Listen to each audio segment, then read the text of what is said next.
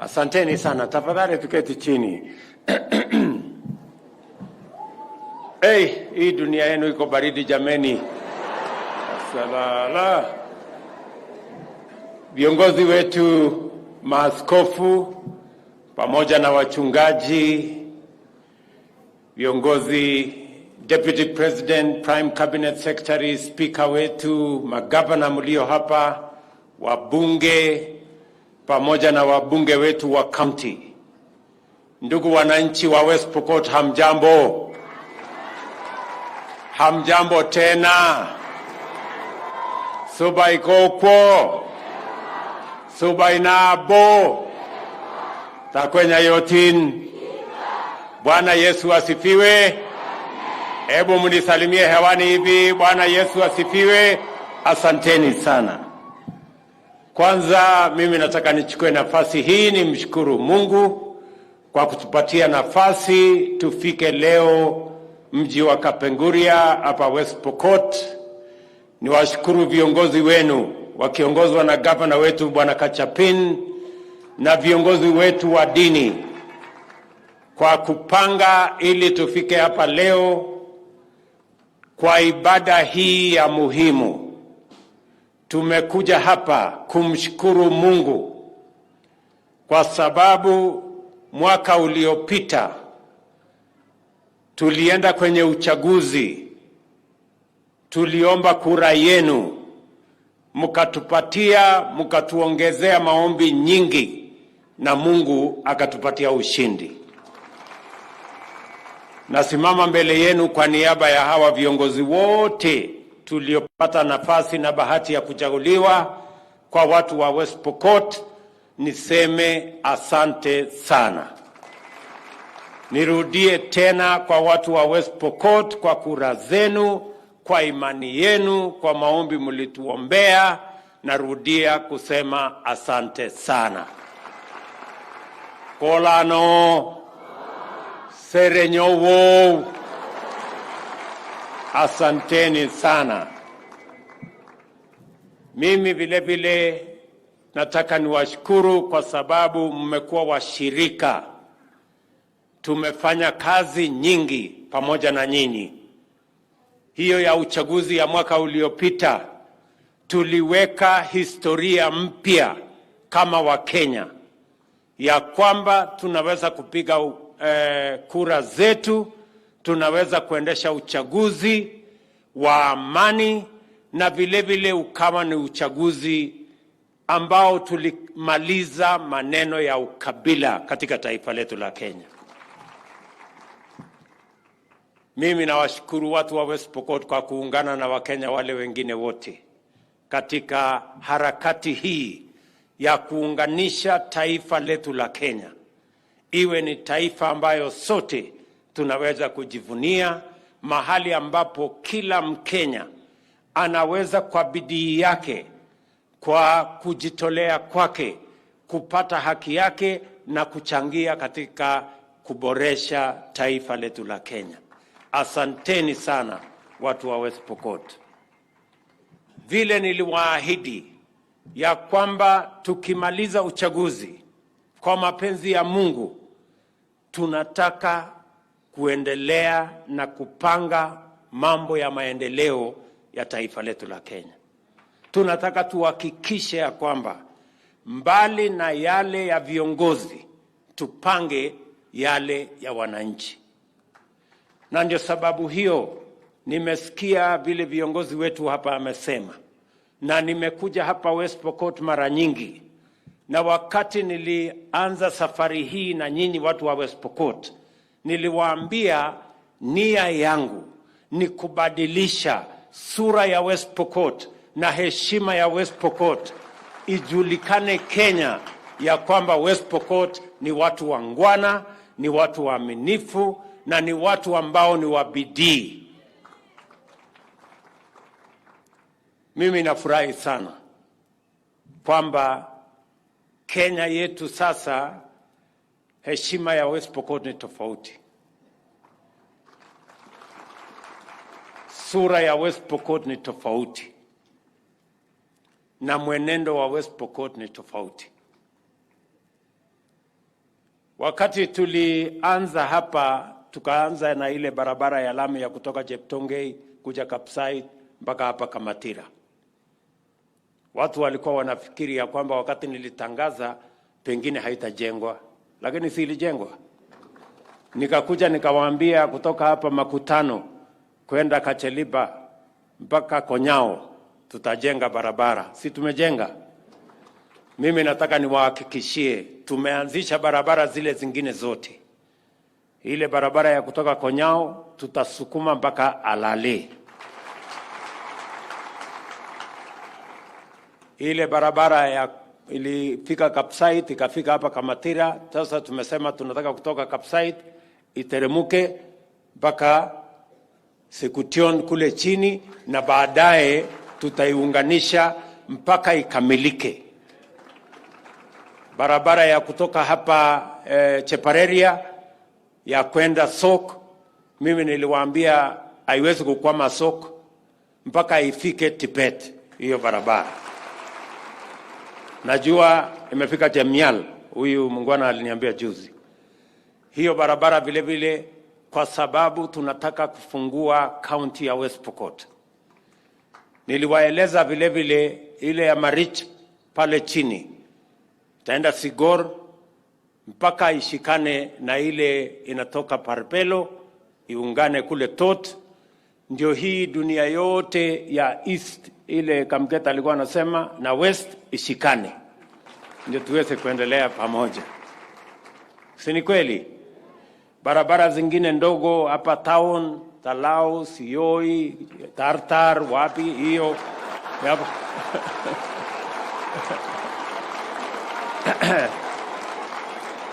hizo ndogo ndogo za town hapa tutazikamilisha, kwa sababu tunataka pia Kapenguria iwe city, si ndio? Isikae shopping center mahali ya kidogo kidogo. Mimi vile vile nataka niwaeleze ya kwamba tulikuja tukaanzisha maji ya kule Muruny, Sioi ikuje mpaka Kapenguria, lakini wale wa jamaa wa handshake walikuja wakakwamisha. Juzi nikasema hata tusingojee budget, tukasema kwa sababu ni ahadi ya zamani, nikasema ya kwamba hiyo mpango tumeweka milioni 650 saa hizi ya kusukuma hiyo mradi. Tutaweka pesa ingine katika budget ambayo inafuata mpaka kufikia, munipatie tu mwaka moja, hiyo project itakuwa imekamilika na maji itakuwa imefika hapa Kapenguria. Tutaongeza maji ifike Makutano, hiyo mradi itapeleka maji mpaka Chepareria. Tunataka kuona kama hata itafika Sigor. Tunaelewana jameni? Vile vile tumepanga ya kwamba maji ya Muruny peke yake haitoshi. Tuko na miradi ingine tumekubaliana na hawa viongozi wenu wakiongozwa na gavana wetu hapa. Tumekubaliana maji ya Sasak kule Kacheliba. Tumekubaliana maji ya Serewa Dam hapa Kapenguria. Tumekubaliana maji ya Aror Dam ndogo kule Sigor. Tutaweka karibu shilingi bilioni 1 kuhakikisha kwamba hizo dam zote zinajengwa. Tuhakikishe ya kwamba maji inapatikana hapa West Pokot. Mpango wetu wa irrigation pale Weiwei ni mpango ambayo tumekuwa tukiishughulikia. Sasa nimetengeneza idara maalum, State Department of Irrigation, ambaye sasa itasimamia mambo ya irrigation, ndio irrigation itusaidie kuzalisha chakula Kenya. Kati ya miradi ambayo tunataka kupanga ya West Pokot kwa mambo ya irrigation, mbali na Weiwei, mnajua tuko na maji mengi pale Takwel Dam. Hiyo dam saa hizi imefika almost 30 kilometers ikirudi nyuma. Hata imezamisha shule 2 tayari. Nilienda Tibet nikakuta kulikuwa na shule hapo, ilikuwa inaitwa nini wewe mheshimiwa? Kulikuwa na shule mbili tayari ilikuwa imeingia chini ya maji, ilibidi tuhamishe. So hiyo maji mimi nataka niwahakikishie Lorogon, Takwel pale chini tumeidentify ekari 20,000. Tutaunganisha jamii ya West Pokot na jamii ya Turkana, tuweke irrigation program kubwa pale, na tunaongea na wale watakuja kusaidiana na sisi tuweze kuzalisha chakula, tuwe na irrigation program ambaye itatusaidia kuondoa hii aibu ya njaa katika taifa letu la Kenya.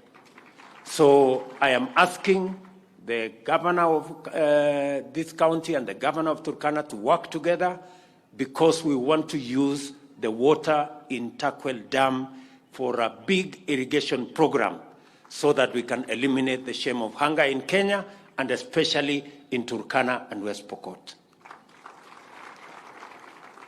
Hiyo mipango yote ni mipango ambayo yanatuhusu kama viongozi. Nimewaambia vile tunapanga mambo ya maji, na maji hii itatusaidia kwa mambo ya mifugo na kwa mambo ya irrigation, na vile vile tuwe na maji ya matumizi manyumbani. Vile vile mimi nataka muelewe ya kwamba kwa sababu West Pokot ni mahali inajulikana pia kwa ng'ombe na Turkana na Baringo, ile program ambaye ni ya abattoir pale na Sukuta, si ndio?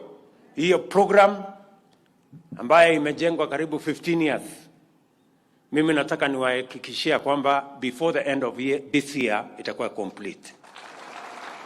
Mimi nataka tukienda Christmas tutakuwa tunanunua nyama ambaye imechinjwa hapa na Sukuta. Na hiyo program pale tuko na ekari 3,000. Wizara ambaye inahusika na mambo ya livestock tayari nimewaamurisha wakuje wa fence na walete matrakta walime, tuanze kupanda nyasi, kwa sababu tunataka hiyo abattoir. Tutakuwa pale na program ambayo itatusaidia mambo ya feedlot, ambaye hiyo feedlot kwa hizo eka 3,000 tunataka kupanda mimea tofauti tofauti ambayo itatusaidia kwa feedlot. Tunanunua ng'ombe, tunaweka kwa feedlot, tunachinja, tunapata ngozi, tunapata nyama, na West Pokot na Turkana na Baringo isonge mbele. Mimi nitakuja hapa kabla ya Disemba kuanzisha hiyo program. Na kabla sijakuja, watu ya wizara watakuwa hapa tayari wameanza kufanya hiyo mpango. Na nimewaambia ya kwamba kama itahitaji tuwe na mambo ya irrigation, pia tutahakikisha kwamba hiyo mpango inaendelea. We are going to plant grass, we are going to plant crops under irrigation in that feedlot program, ndio tuhakikishe ya kwamba tunabadilisha mambo ya ufugaji. Ufugaji isiwe ni chanzo ya watu kupigana, ama watoto kukosa kusoma, ama mambo ya cattle rustling. Tunataka ufugaji iwe ndio chanzo ya kuongeza mapato ya uchumi na ufugaji katika West Pokot na katika hii sehemu yote. Na mimi ninaamini ya kwamba tumekubaliana na viongozi wenu ya kwamba that is the trajectory, that is how we are going to move forward together as a people. Vile vile wakati nilikuja hapa tulikubaliana na nyinyi, vile tulikubaliana na Wakenya wengine ya kwamba tutapanga biashara, tutapanga masoko ya wafanyabiashara wetu. Katika program yetu tutakamilisha ile program ya soko ya pale Kachelipa. Mheshimiwa, ujipange. Tutapanga kujenga soko mpya hapa Chepareria. kule Sigor, na gavana wenu atawaeleza. Nilifanya mkutano na wao kule Naivasha. Tunakuja kujenga Agricultural Aggregation and Industrial Park hapa Kapenguria, na tumekubaliana na gavana atafute ekari karibu 100.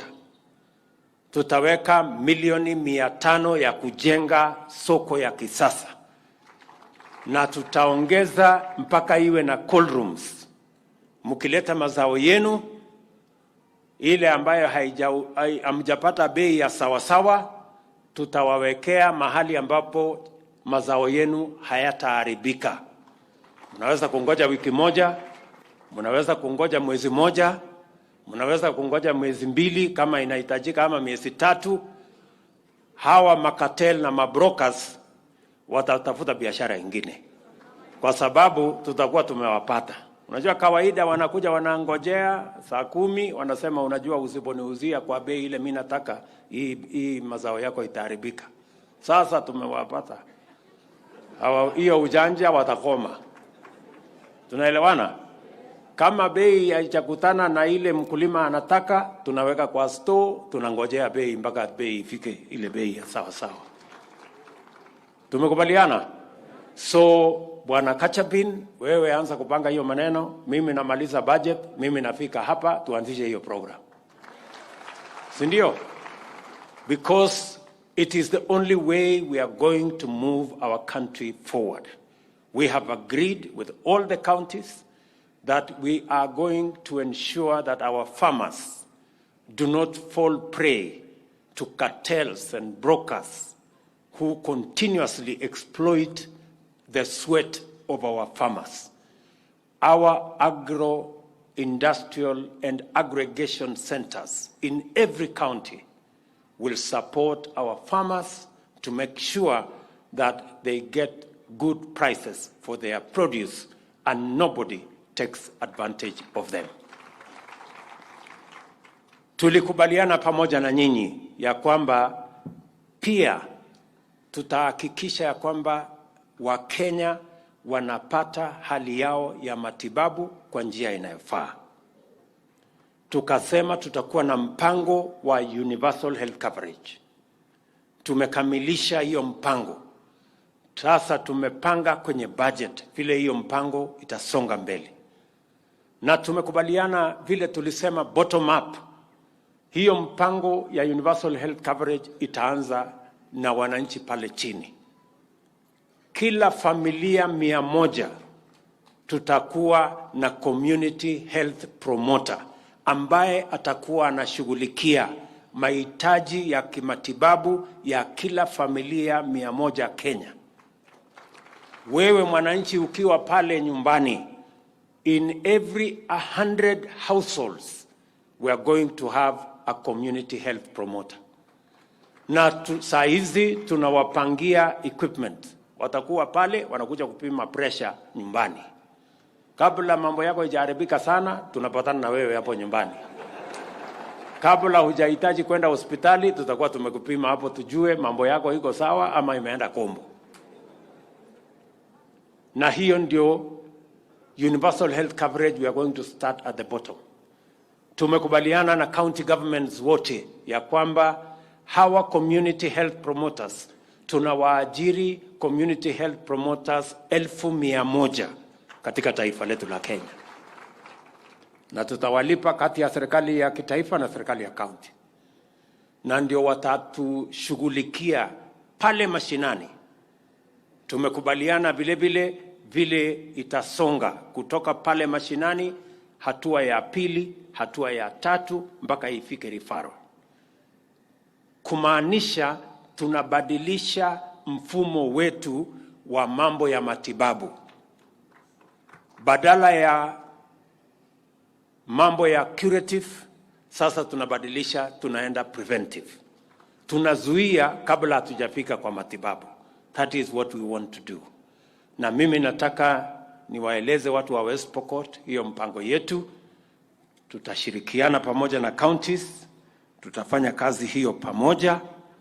Na sababu ya sisi kuendesha hiyo mpango yetu kama ni ile mpango ya Aggregation Industrial Park, kama ni ile ya masoko. Tumekubaliana vile vile mpango yetu ya housing pia itatusaidia, na mimi tumeweka pesa katika budget ya kuanzisha program yetu ya county ya housing katika kila constituency katika taifa letu la Kenya. Hapa West Pokot tunalenga nyumba 1,000 ya kwanza. Hizo nyumba 1,000, nataka vijana wa West Pokot wanisikize vizuri, tunahitaji vijana 10,000 watakao tusaidia katika hiyo mpango. Vijana wa West Pokot, mko tayari? Ama nyinyi ni wale wa kuchagua jembe? Nyinyi mko chonjo? Mko tayari? Tutashirikiana pamoja na nyinyi. Tunahitaji plumbers, tunahitaji masons, tunahitaji carpenters, tunahitaji electricians, tunahitaji wale wengine wote.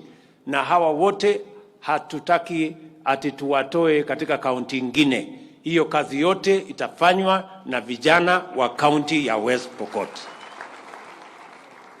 Tumekubaliana? So we want a united front as we work together towards the transformation of every county in the Republic of Kenya. Na mimi sitaki watu wa West Pokot wabaki nyuma wakati tunasukuma hiyo gurudumu kwenda mbele. Tumekubaliana ndugu zangu, watu wa Kapenguria, West Pokot, dunia yote tatembea pamoja hiyo safari. Mimi vile vile nataka niwahakikishie ya kwamba katika hiyo mpango yote ambayo tunafanya kama serikali ya Kenya, tukisaidiana pamoja na nyinyi, na wakaribisha hawa viongozi wengine wote. My brother John Lonyangapuo, professor, nilimkataza, alikuwa anasema ati ataweka nini pale Murguchit ati anaandikisha watu, nikamwambia hapana. Na sasa wamekuja tuungane ili tupeleke Kenya yetu mbele pamoja. Si namna hiyo? Na wale ndugu zangu wote, wewe Lote, huyu Lote ni kijana yangu, mimi hata nilimpatia kazi mahali fulani lakini ameshika laini. Sasa tuende mbele. Si namna hiyo? Na mama county na wale wengine wote, tunataka tushirikiane, tupeleke West Pokot mbele kwa kuungana, kwa kushirikiana, kwa kufanya kazi pamoja. Mimi nataka muelewe ya kwamba hiyo kazi yote ambayo mmeuliza tupange mambo hii, nakubaliana na nyinyi ya kwamba lazima vile vile tupange mambo ya vyuo zetu, zile za elimu, TVET yetu, all the way to the university. Wiki hii ambayo inaanza kesho, tunatangaza mfumo mpya wa funding ya our higher education or higher learning. Badala ya kutoa pesa vile tulikuwa tumetoa pale mbeleni, mambo ya grant kwa ma colleges, sasa tunabadilisha, tutakuwa tunatoa scholarship for every student. Tuhakikishe ya kwamba, kwa sababu kusema ukweli, hatuja kuwa na pesa ya kutosha ya kuendesha colleges zetu na hata ma university. Many universities have suffered, our technical training colleges have suffered because they have been grossly underfunded. We are increasing the resources going to our universities, our TVETs and our colleges. In our budget, we have reorganized the funding for our universities and colleges so that it will reflect the needs of every college and the requirements of every student. So tumekutana na vice chancellors, tumekutana na stakeholders wengine katika sekta hiyo, na wiki hii tutatangaza mwongozo mpya ambayo itasaidia kuokoa universities zetu ambazo nyingi ziko na matatizo mengi ya kifedha. The new funding mechanism is going to rescue our institutions of higher learning, universities and TVETs, and put them on a proper funding trajectory that will make our university education much more responsive and well funded. So msikuwe na wasiwasi. University yenu hapa ilifariki kwa sababu ya hiyo shida ya funding, lakini tukishaipangia vizuri hiyo university, kwa sababu iko na infrastructure, tutairudisha ndio tuweze kupeleka Kenya, especially kwa sababu katiba ya Kenya inasema ya kwamba kila county iwe na university, so it is properly in place. Nataka nimalize kwa kuwashukuru sana viongozi wetu wa dini, wametunenea neno la Mungu. Nimewasikiza kwa makini yale mumesema. Tukutane viongozi wa kanisa, viongozi wazee na viongozi wale wengine wote, ili tuweze kutatua changamoto zetu. Mimi nataka niwaambie nakubaliana na nyinyi kabisa, na hiyo mpango nitaweka. Mumeniambia vile vile ya kwamba ile tulikubaliana ya kwamba mambo ya cattle rustling tutamalizana nayo. Mimi nataka niwahakikishie ya kwamba hawa askari wanajeshi ambao tumewaleta kusimamia amani, jambo la kwanza tumeweka milioni 100 ya kwanza. Hawa askari wakikuja wajenge mashule kwanza, zile shule zote karibu shule 20 ambazo ziliharibika na ziliharibiwa na watu cattle rustlers. Haya mashule yote tunayajenga upya, na nimesema hiyo mashule iwe na boarding schools, na hiyo boarding serikali itakuwa inatoa chakula kwa hawa watoto ambao watakuwa wanafanya pale, na wazazi hawatakuwa wanalipa. Hiyo boarding itakuwa ni kazi ya serikali, kwa sababu lazima watoto wa West Pokot, vile mumeuliza, wasome. Na hiyo mpango haitakoma hapo, sio zile shule peke yake ambazo ziliharibika. Mimi nataka niwahakikishie vile vile mumeuliza, tutajenga comprehensive schools kati ya Pokot na Turkana. Tujenge shule kubwa, tuweke watoto wetu kama ni 5,000, na tuhakikisha kwamba wanasoma, na tufanye wawe boarding. Tufanye hivyo Baringo, tufanye hivyo Samburu, ili hii kizungumkuti iko hapa tumalize kabisa. Na mimi nataka munisikize vizuri, wale wanajeshi wako hapa hawatoki hapa, hakuna mahali wanaenda, watakaa hapa na watakaa permanent. Si hata jeshi, tuko na jeshi kule Eldoret, kwani kiko cattle rustling Eldoret? Si tuko na jeshi na Nyuki, kwani iko jeshi iko cattle rustling na Nyuki? So hao wanajeshi wamekuja hapa, tuanze kuzoeana, hawatoki. So watakuwa hapa. Kama ulikuwa unapanga ya kwamba wakitoka ndio uanze ile maneno, sasa utafute kazi nyingine. Hiyo hakuna. Hawa tutajenga permanent camp hapa. Tutajenga permanent camp pale tunataka kufanya irrigation. Tunaweka permanent camp ya jeshi, tunaweka permanent camp everywhere. Hii dunia mpaka haitakuwa na mahali ya kujificha. Sasa tufanye tu biashara ile ya halali jameni, na tusomeshe watoto. Mnanielewa?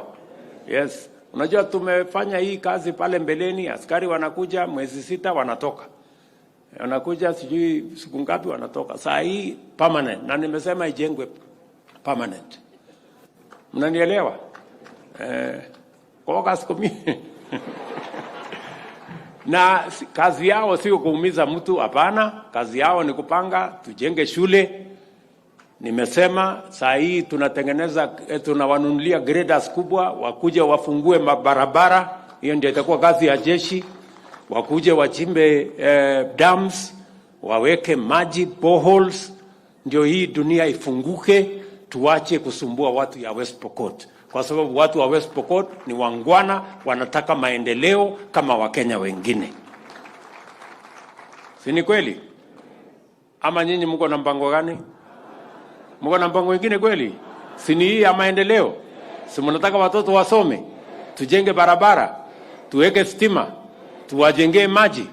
Bas, sasa deni yangu na nyinyi iko wapi? Si ni hiyo tu deni, mimi nitafanya hiyo kazi. Na niliwahakikishia we will change West Pokot, and I mean it.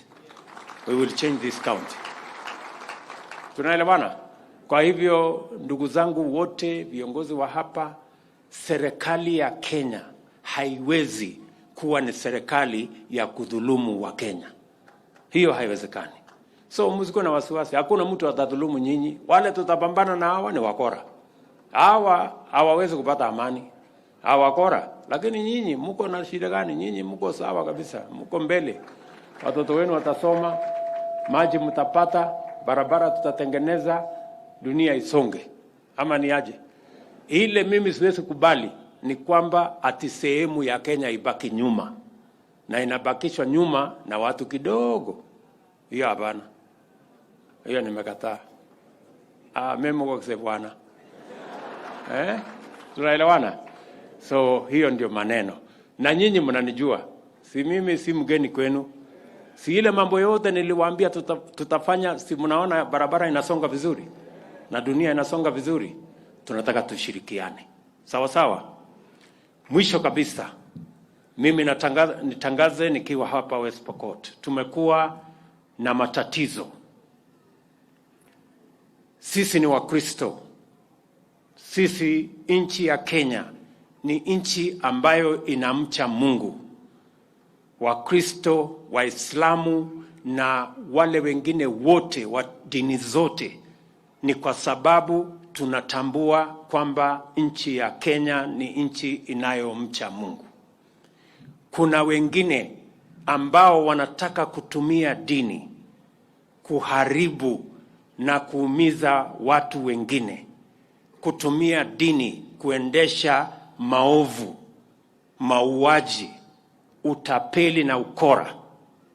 Ndio tumesema ya kwamba jambo la kwanza, ili kuhakikisha kwamba yale mambo yaliendelea kule Shakahola na ule mtu anaitwa Mackenzie sijui nani, ili isifanyike tena katika taifa letu la Kenya, tunaweka Judicial Commission of Inquiry so that we can get to the bottom of what really happened in Shakahola with the Mackenzie and all his collaborators.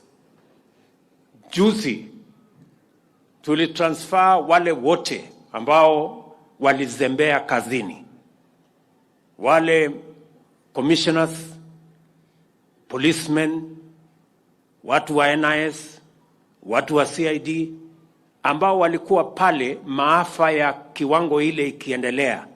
Tumewaambia watoke kwanza ndio tujue what really happened. So this week I will be appointing a Judicial Commission of Inquiry so that what happened in Shakahola does not happen again in the Republic of Kenya. Jambo la pili,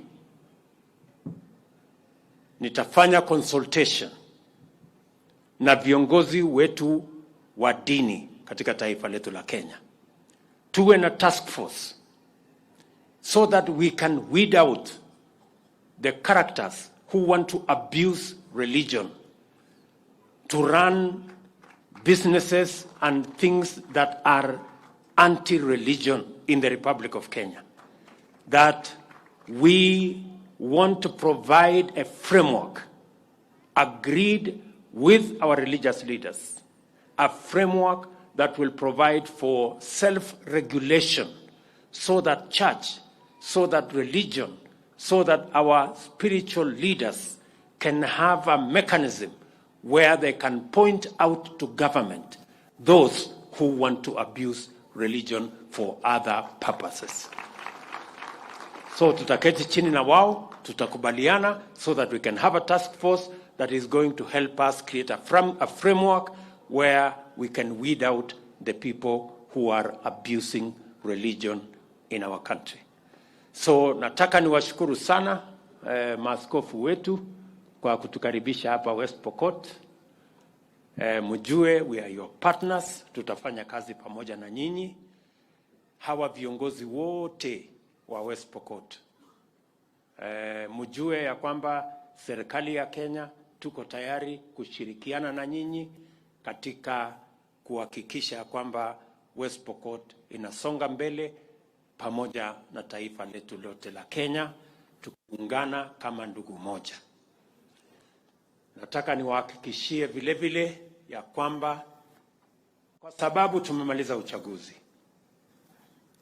na Wakenya waliamua, tumepiga kura, tukapata MCAs, tukapata wabunge, senators, governors, tukamaliza kura ya rais.